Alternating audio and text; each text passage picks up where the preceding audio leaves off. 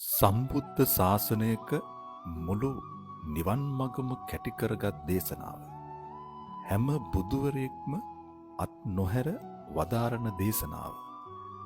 සියලු බුදුවරුන්ගේ අවිධහිත දේශනාව.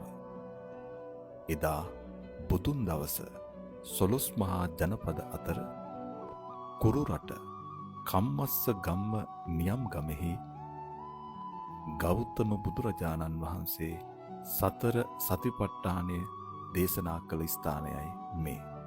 වත්මනෙහි නවදිල්ලියෙහි මෙය පිහිටා තිබේ. ඒකායනෝ අයං භික්කවේ මක්කෝ, මහණෙනි එකම මාර්ගයක් තියෙනවා. සත්තානං විසුද්ධියා, කෙලෙසුන්ගෙන් අපිරිසිදු වූ සිත කෙලෙසුන්ගෙන් පිරිසුදු කරගන්න. සෝක පරිද්දවානං සමතික්කමාය, සෝක වැළපීම් වලින් නිදහස් වන්න. දුක්ඛ දෝමනස්සානං අත්තංගමාය, දුක් දුම්නස් වලින් නිදහස් වන්න. නිබ්බානස්ස සච්ච කිරියාය, නිවන් මඟ සාක්ෂාත් කරගන්න. යතිදං චත්තාරෝ සතිපට්ඨානෝ, එකම මාර්ගය සතර සතිපට්ඨානයයි. ආතාපි සම්පජානෝ සතිමා, කෙලෙස් තවන වීරියකින් යුතු නුවණින් මේ සතර සතිපට්ඨානයේ හිත පිහිටුවා කටයුතු කරද්ද.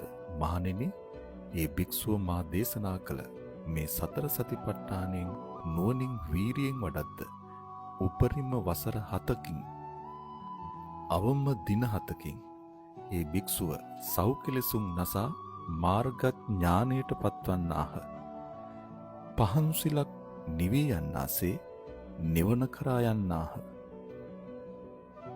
බුදුන් දවස 12 මහා ජනපද අතර මේ කුරුරට සාමකාමී ජනපදයක් වූ බවත්, මෙහි සිටි ජනයා ඊතා නුවණින් යුක්ත වූ බවත්, එනිසා සතර සතිපට්ඨානය වැනි ගැඹුරු ධර්මයක් අවබෝධ කර ගැනීමට සමත් වූ බවත් පෙළ අටුවාවන්හි සඳහන් වේ.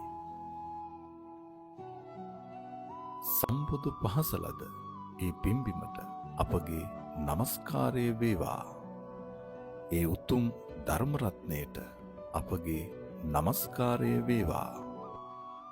ඒ දේශනාව වඩා භික්ෂු භික්ෂුණී උපාසක උපාසිකා යන සිව්වනක් පිරිස නිවන කරා ගියේද උන්වහන්සේලාට අපගේ নমස්කාරය වේවා. සමතික්කමාය දුක්ඛ දෝමනස්සානං අත්තංගමාය ඥානස්ස අධිගමාය නිබ්බානස්ස සච්චිකිරියාය යදිදං චත්තාරෝ සතිපට්ඨානෝ